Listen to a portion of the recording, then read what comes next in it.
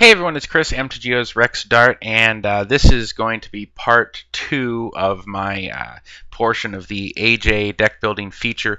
Part 1 will have been a deck tech I previously recorded for AJ's Mono Blue Wizards, which was meant to be part of a show and tell a couple of weeks prior, and probably sounds crazy and out of sequence now. I just save the old recording. So this is the deck tech for Landless Avatars, which we are going to see a replay of in the follow-up video. But AJ lobbied pretty hard for Progenitus to get off the banned list, at least to be played within an avatar shell. And this was a deck that he had in mind during that period, and I got to play test against it a little bit the night before he ran it in the event last fall.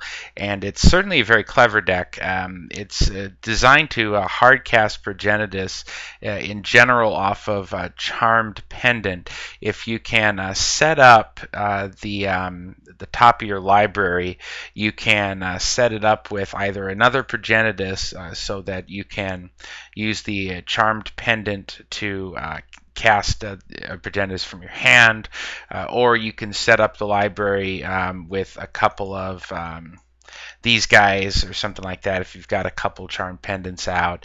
Anyways, that's what you're basically trying to do, is use this to cast one of these. And now it's a manaless deck.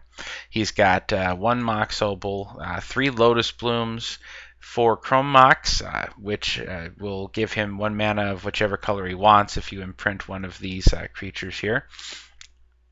And he has Sensei's Divining Top to help him set up the top of his library.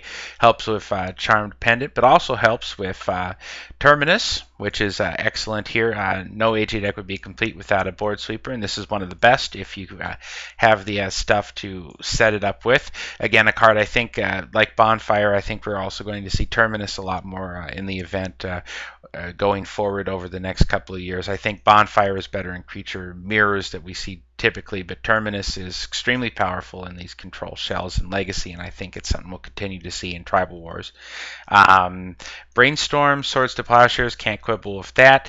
Death Shadow is some nice tech for if his life total's down against aggro, he can wipe the board, plop down a Death Shadow off of any of these that can produce black mana, which is going to again typically be any of these mana things here, and allow him to have a nice fat beater to follow up a board sweep. He's got Ancestral Vision to give him some card draw, try to dig a little bit, and of course Restore Balance, which definitely puts a clock on the opponent, because you're going to be Armageddoning their lands since they you don't have any in this deck. So it's and you're not going to have a lot of creatures on the board at any one time either.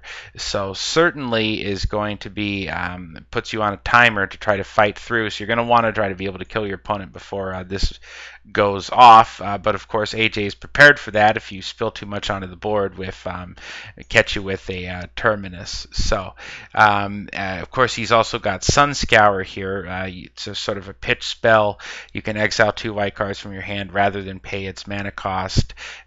Wrath of God here, so that gives him a way to do that. Even if he does not find a Terminus, he can pitch a couple of these things in a pinch and use that as well. So in the upcoming replay, which I have previously recorded commentary for, you will see a replay of this deck in action. Definitely one of his most ingenious that he's ever played, and that's saying something since he does do a lot of very clever decks. So